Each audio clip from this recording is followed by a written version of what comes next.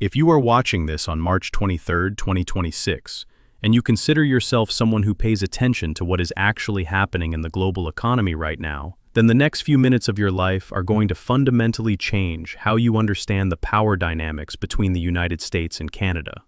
Because something happened this week that Warren Buffett himself felt compelled to comment on publicly. And when the most respected investor in American history steps forward and says the United States is learning what he described as an expensive lesson, that is not a throwaway remark. That is a 5-alarm warning from the most credible economic voice in the country, and almost nobody in the mainstream American media is covering it with the seriousness it deserves. So stay with me through this entire video, because by the end of it, you are going to understand exactly how Mark Carney just pulled off one of the most sophisticated economic strategic maneuvers in modern North American history, and why what happened this week between Ottawa and Washington is going to reshape global trade relationships for decades to come. Let me start with what Trump and his team believed going into this confrontation, because understanding their assumptions is essential to understanding how completely those assumptions collapsed. For months, Trump had been threatening Canada with 25% tariffs on all Canadian goods. He was ranting about it at rallies, posting about it constantly, calling Canada a trade cheater, claiming Canadian trade policy was destroying American workers and American industry. His advisors, the people sitting in rooms at Mar-a-Lago telling him how this was going to play out, they were unanimous in their confidence. They told him Canada would fold. They told him Mark Carney would come crawling back to the negotiating table, desperate to make a deal. They told him that Canada needed access to the American market so badly that they simply had no choice but to accept whatever terms Washington decided to offer. Every single one of those advisors was wrong, not slightly off, not miscalculating on the margins, catastrophically, historically, and demonstrably wrong in ways that are now costing American businesses and American consumers billions of dollars. Here is what Mark Carney actually did while Trump was busy threatening and posturing. And this is the part that should genuinely impress you regardless of your political views, because what Carney executed here was a masterclass in strategic economic thinking. Instead of matching Trump threat for threat, instead of engaging in the kind of tit-for-tat tariff escalation that Trump wanted and expected, Carney went around him entirely. Over the last 3 months, quietly and with remarkable discipline, Canada's government was simultaneously negotiating direct trade arrangements with the European Union, with Japan, with South Korea, with Mexico, and most significantly, with China. Now Trump's team was aware that some of these conversations were happening, but they dismissed them.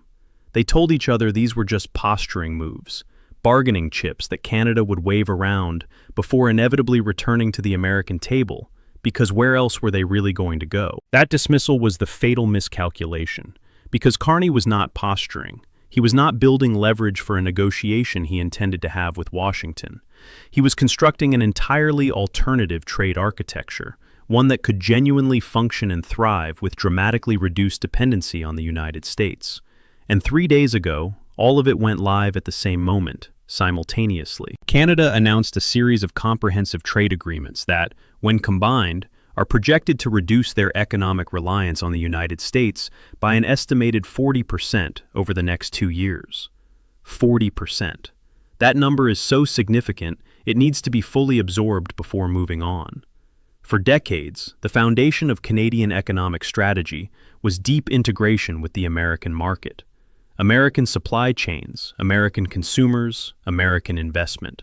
That integration was considered so fundamental that most analysts, including the ones advising Trump, simply could not imagine Canada functioning at full capacity without it. What Carney just demonstrated is that the integration was far more reciprocal than anyone in Washington wanted to admit, and that with sufficient preparation and strategic vision, Canada could redirect enormous portions of that trade flow to partners who were eager to receive it. Canadian lumber, which American construction companies have depended on to keep housing projects moving forward, is now being redirected to Asian markets at prices higher than what American companies were paying. Canadian pharmaceutical exports, a massive industry that produces a significant share of the generic medications that Americans rely on every single day, now have preferential access to European Union markets under the new trade framework. And then there is the energy piece, which is where Trump's miscalculation becomes almost painful to observe. Canadian energy is being rerouted through new pipeline and supply agreements to overseas buyers who locked in long-term contracts. The infrastructure in northern American states, particularly Michigan and Minnesota, was built around the assumption of continuous Canadian energy supply. You cannot simply redirect that infrastructure overnight. You cannot flip a switch and suddenly source your home heating gas from somewhere else.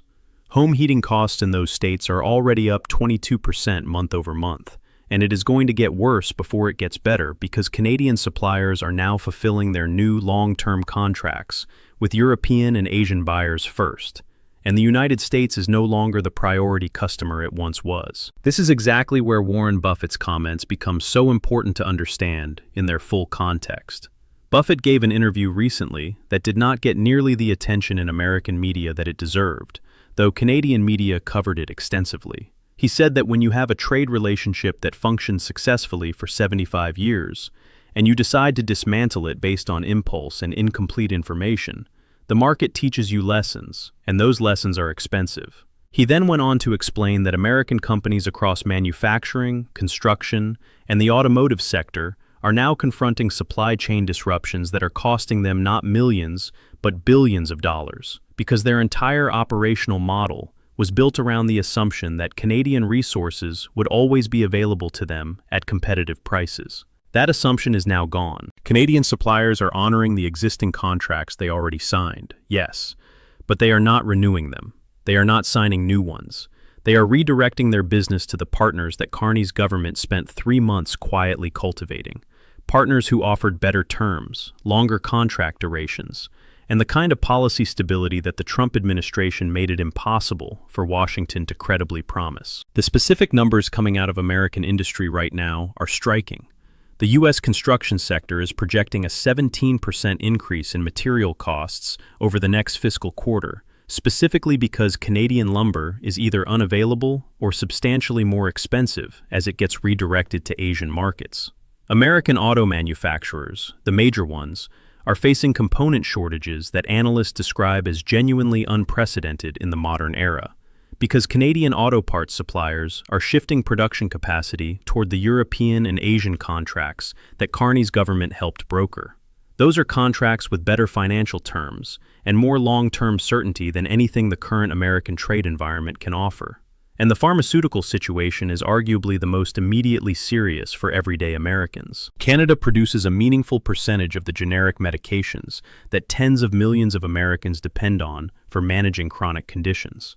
Those medications are now being prioritized for Canadian domestic use and for export to EU partner nations under the new framework. American pharmacies are already reporting supply constraints on multiple generic drugs, and the number of affected medications is expected to grow as the new trade agreements fully take effect over coming months. Now here is where this story goes beyond a trade dispute between two neighboring countries and becomes something with genuinely global significance. For roughly 75 years, the United States has operated with a foundational assumption in all of its North American economic relationships. That assumption was that Canada and Mexico had no viable alternative, that they needed access to the American market more than America needed them. That assumption gave Washington enormous negotiating leverage in every conversation, because the implicit threat always was that without American market access, these smaller economies would struggle. What Mark Carney just did is shatter that assumption in the most public and documented way possible.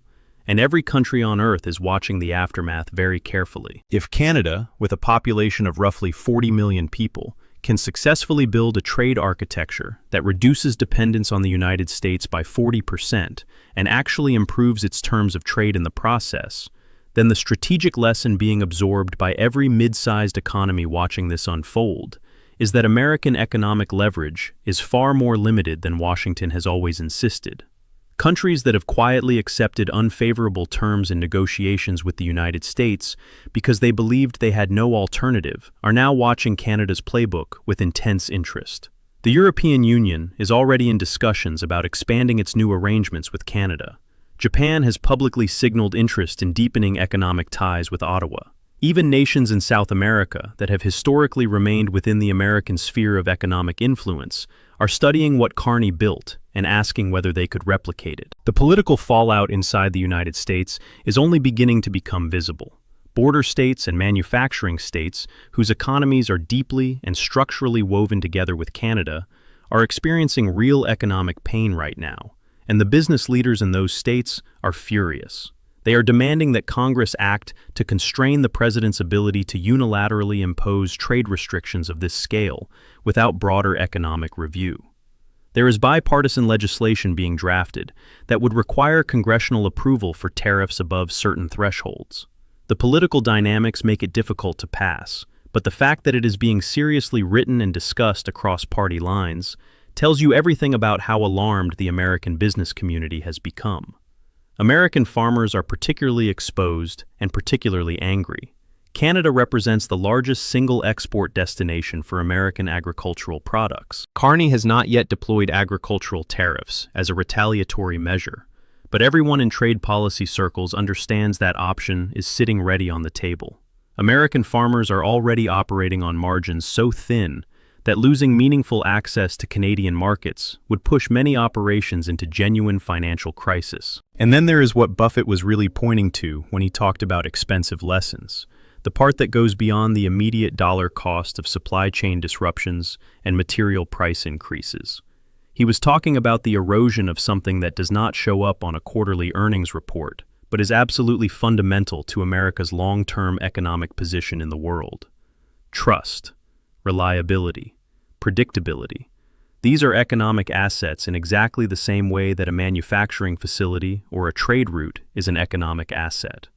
When the United States signals to the world that it will tear up a 75-year trade relationship on impulse, when it demonstrates that its commitments can be abandoned the moment a political calculation changes, it loses something that takes generations to rebuild. Every country that sits down to negotiate any kind of agreement with the United States going forward is going to remember what happened with Canada. They are going to build in protections. They are going to hedge their dependence. They are going to make sure they have alternatives before they need them. That changes the terms on which America can engage with the world in ways that extend far beyond trade into climate agreements, defense arrangements, technology standards, and diplomatic coalitions. Carney himself has been remarkably disciplined and measured in his public communications throughout all of this. He is not gloating. He is not holding press conferences to celebrate. He gave a statement 2 days ago that was calm, professional, and carried enormous quiet confidence. He said Canada remains open to fair and constructive trade relationships with all partners, including the United States, but that Canada will not negotiate from a position of manufactured crisis, and that Canada has built genuine economic resilience and is prepared to maintain its current course. That final phrase, prepared to maintain our course, is doing enormous work in diplomatic terms.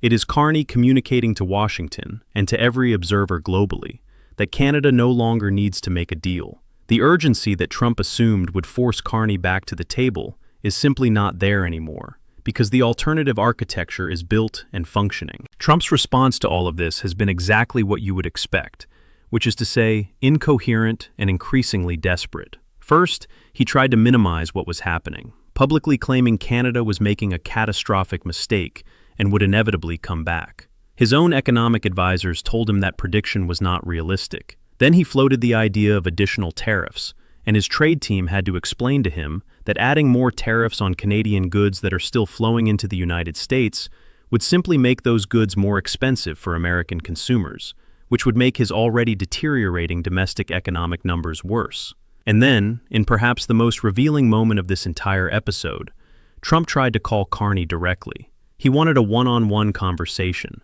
presumably to attempt some kind of personal deal that would let him claim victory. Carney's office released a statement saying the Prime Minister's schedule did not permit a call at that particular time, but that formal diplomatic channels remained available for structured negotiations. That is a brush-off, a professionally worded, diplomatically appropriate, unmistakable brush-off. And every single person who works in international trade recognized it immediately for exactly what it was. The contrast between how these two leaders have approached this entire situation could not be more instructive. Carney came in with a strategy built on real economic analysis, executed it with patience and discipline over months, and has now arrived at a position where Canada holds more leverage than at any point in this dispute. Trump came in with assumptions built on ego and a fundamental misreading of how economically interdependent the two countries actually are. Improvised his way through a series of threats that his own team kept having to walk back, and has now arrived at a position where his administration is scrambling without a coherent path forward.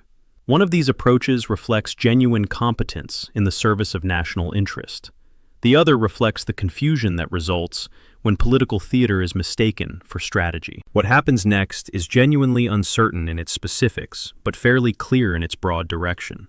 If Trump is capable of approaching Canada the way Carney has asked to be approached, as an equal sovereign nation with legitimate interests and real alternatives, then there is still a path toward rebuilding a trade relationship that works for both countries. But it would require Trump to publicly acknowledge that his leverage assumptions were wrong, to come to the table without preconditions, and without the threat of additional tariffs hanging over every conversation, and to accept that whatever new framework emerges will look nothing like the one-sided arrangement he imagined he could impose.